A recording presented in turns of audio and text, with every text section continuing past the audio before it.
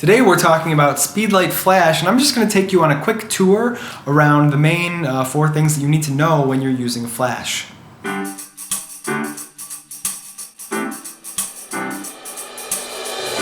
This is the Yongnuo 560-2, and I love it. It doesn't have all the bells and whistles of other flashes, but it's perfect for what I need.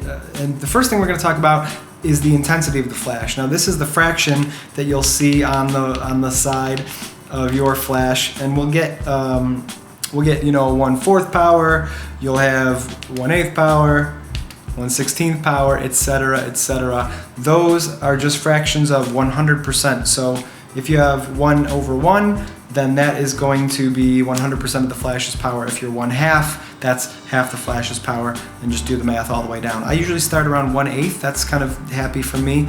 I never point the flash directly at somebody, so if you do that type of flash photography, you probably need to go even lower. I'm always shooting it into an umbrella or shooting it against the wall or whatever.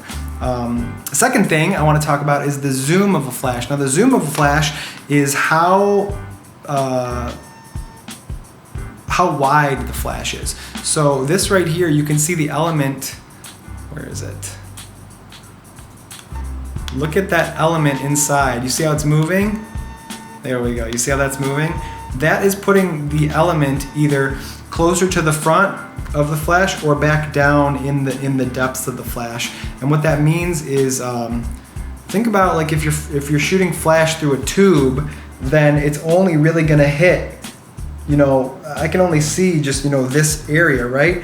But if you don't put it in a tube, it's just gonna spread out super wide. So that's the same thing here. Basically, this is just a tube. So if you bring it all the way down, if you bring the element all the way down, it's gonna be very, very kind of concentrated in one area versus super wide. So the way that this would work is if you have it on 105 millimeters, which is really zoomed in, it's going to, basically the flash, all it does is it drops that element down so that it's shooting through a tunnel, so it only hits a small portion of the frame. But that's all you need if you're zoomed all the way in at 105. You don't need to light up the entire room if you're zoomed into this area, right? So if you were shooting wide, 24 millimeters, super wide, and you had the flash at 105 millimeters, super focused, then you would probably see a spotlight effect where the middle of your frame is going to be really bright, and then once you get near the outside, it's going to be dark because again,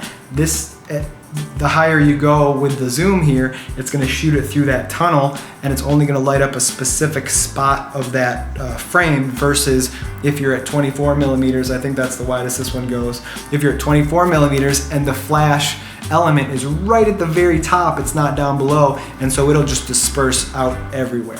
The third thing I want to talk to you about is multi-mode, and that's kind of fun because you can start doing shots where if you have a dancer or an athlete or something, you leave the shutter open for longer periods of time, and then the flash will automatically shoot off multiple times, okay? So it'll catch if you're swinging a bat, and the flash, let's say the flash goes off 3 times, you'll get one portion of the picture like this, one portion of the picture like that, and then one portion of the picture like that. So it's really handy if you want to show motion, but you want it to be crisp and clear and kind of see the different parts of that motion. If you want to have a dancer kind of being in, different elements of her spin, or you want to have her dance across the frame, you can have the flash shoot specific timed to a specific rhythm. Like if you want to have it, 1 every second, if it just goes boom, boom, boom, then as she's dancing, it'll catch just all those moments, right? But you can also have it go super, super, super fast, like brrr, you can have it do that too. So that's awesome if you're trying to, say you're taking a picture of a bird flying or something like that. And this is in the dark, obviously, because we're using flash, or a bat. I mean, I know for seeing how bats fly, they needed to do stroboscopic flash photography using that multi-mode to just catch that one section of the bat flapping its wings so they could see what's going on here. So multi-mode is handy. It's one trick in your whole tool bag of tricks.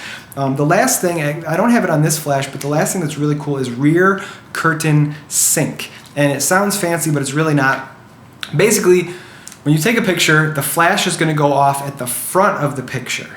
Okay, even if the shutter speed is 10 seconds long, normally the flash goes off at the front, and then the shutter stays open for the rest of the image. Okay, but with rear curtain sync, let's say that the shutter speed is 10 seconds, the flash doesn't go off at the front of the image, it goes off at the end of the image. So the reason why you would want to do that is, let's say that I'm walking across like this, and you want to catch me with my trail behind me of like a ghost, and then you want to hit the flash with me at the front of my ghost, versus if you want to pop the flash at the front of the frame, in which case when I'm back here, you'd pop the flash, and then I would kind of create the ghost in front of me. So you can see for some shot like that, you would want to be able to have a rear curtain sync, because you wouldn't want the flash to come off when I'm here and then, then it's just blurry ahead of me. You would want to show that time had passed. So you would kind of just let me walk into the frame as the shot goes on, and then at the very end of the picture, pop the flash right here. So you can see the trail of my ghost behind me. So there's a few things you need to know about flash. Next time you pick up your flash, start playing with this stuff. I encourage you to not be afraid of it and not think that it's like beyond what you can understand. Everybody who figures this stuff out just sits down one day and just says, okay, well, I'm gonna do it, so what the heck does that mean? Play with this stuff. It's really fun, and once you're comfortable with it, you just have that one more thing that you can be creative with when you're on a shoot. Oh, one more thing, if you want to go to grainhappy.com/flash, you can learn some more stuff. I've been putting a lot of tutorials online, so if you're trying to figure this stuff out, check that out, and don't hesitate to reach out. Tweet me at Grainhappy. I would love to help you and answer any questions you have.